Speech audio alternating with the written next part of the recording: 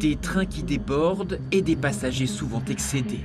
Alors on leur a posé la question, et si au lieu du train, il leur était possible d'emprunter un bateau pour se rendre au travail? L'idée séduit. C'est assez original, mais ouais, ça pourrait être sympa, hein. Ouais. Sachant que le bus et le train, il y a souvent du retard. Oui. Donc ça pourrait être sympa. C'est une très bonne idée pour passer par une autre voie de circulation et pour effectivement désengorger.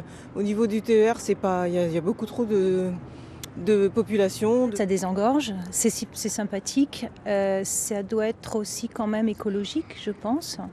Et je suis sûre que ça va éviter l'encombrement des trains qu'on a en ce moment. Et puis certains qui marchent moins bien. Voilà. Un projet qui revient régulièrement sur le devant de la scène dans l'idée de désenclaver un littoral de plus en plus chargé, proche de l'asphyxie. La solution du train ne peut pas aller plus loin, la route est un peu compliquée. On a même envisagé de développer des systèmes téléphériques qui commencent à exister un peu ailleurs.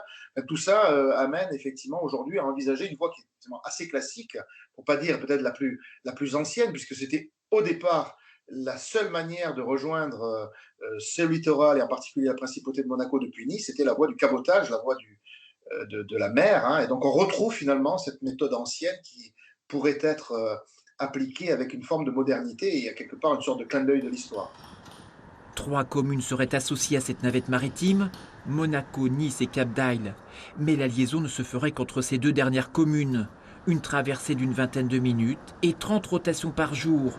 Et c'est en partie la métropole de Nice qui financerait le projet, avec une contrainte environnementale forte. Christian Estrosi veut y croire. C'est d'abord une expérimentation que nous lancerons dans les 2 à 3 années qui viennent avec une fréquentation touristique pour soulager pendant les périodes de grosses tensions touristiques les flux de transport et les flux automobiles. Mais en fonction de son efficacité, nous pourrions l'élargir naturellement aux travailleurs du quotidien dans les déplacements transfrontaliers. À Cap d'Isle, le maire, lui, a cru un moment à la navette maritime. Aujourd'hui, Xavier Bec n'y croit plus en raison des contraintes matérielles qui pèsent sur cette idée.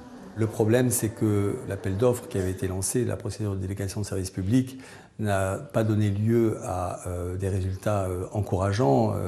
Le prix du transport a été très élevé, la contribution publique aurait été très importante, aussi bien de la part de la métropole que de la part de la principauté de Monaco.